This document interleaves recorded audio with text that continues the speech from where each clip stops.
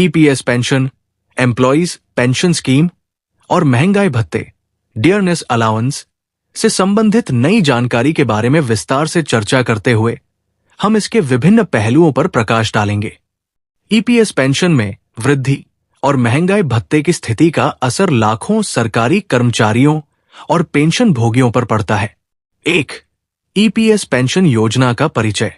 EPS employees pension scheme Bharat सरकार द्वारा चलाई जा रही एक पेंशन योजना है जिसे 1995 में लागू किया गया था। ये योजना ईपीएफ एम्प्लॉइज प्रोविडेंट फंड के तहत काम करने वाले कर्मचारियों के लिए है। इसके अंतर्गत कर्मचारियों और नियोक्ता दोनों को योगदान देना होता है और पेंशन का लाभ पेंशन भोगियों को उनके रिटायरमेंट के बाद मिलता है। 2. ईपीएस पेंशन में वृद्धि की जरूरत। ईपीएस पेंशन में वृद्धि की मांग लंबे समय से चली आ रही है क्योंकि पेंशन की राशि महंगाई के मुकाबले बहुत कम थी। सरकारी कर्मचारियों और पेंशन भोगियों की संगठन समय समय पर पेंशन में वृद्धि की मांग करते रहे हैं। ये वृद्धि महंगाई को ध्यान में रखते हुए की जाती है ताकि पेंशन भोगियों को उनकी आवश्यकता के अनुसार पर्याप्त धनराशि मिल सके। ईपीएस पेंशन को बढ़ाने के लिए विभिन्न पहलुओं को ध्यान में रखा जाता है, जैसे पेंशन की न्यूनतम राशि, पेंशन की अधिकतम सीमा और कर्मचारियों के योगदान की दर। 3. महंगाई भत्ते दा का महत्व। महंगाई भत्ता दा सरकार द्वारा सरकारी कर्मचारियों को दिया जाने वाला एक अतिरिक्त भत्ता होता है जो महंगाई दर के आधार पर तय किया जाता है। इसका उद्देश्य कर्मचारियों को महंगाई के प्रभाव से बचाना और उनकी खरीदारी क्षमता बनाए रखना है।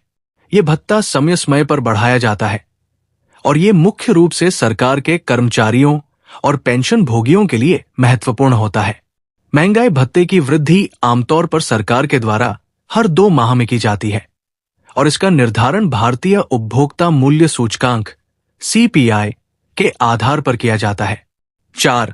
ईपीएस पेंशन और महंगाई भत्ते में वृद्धि की हालिया स्थिति। हाल ही में ईपीएस पेंशन और महंगाई भत्ते में वृद्धि की प्रक्रिया पर सरकार ने कुछ महत्वपूर्ण निर्णय लिए हैं। 4.1 ईपीएस पेंशन में वृद्धि।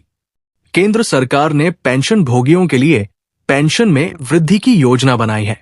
इस वृद्धि के तहत पेंशन की न्यूनतम राशि को बढ़ाने पर विचार किया जा रहा है। इसके साथ ही पेंशन भोगियों के लिए यह सुनिश्चित किया जा रहा है कि उनका जीवन स्तर बेहतर हो और वे महंगाई से प्रभावित न हों। 4.2 महंगाई भत्ते की बढ़ोतरी। महंगाई भत्ते में वृद्धि से कर्मचारियों को राहत मिलती है क्योंकि ये उनके जीवन यापन के खर्चों को संतुलित करता है। हाल ही में सरकार ने महंगाई भत्ते को बढ़ाकर कर्मचारियों के लाभ को बढ़ाने का फैसला लिया है। महंगाई भत्ते में बढ़ोतरी के पीछे मुख्य कारण उच्च महंगाई दर और बढ़ती जीवन यापन की लागत है। 5.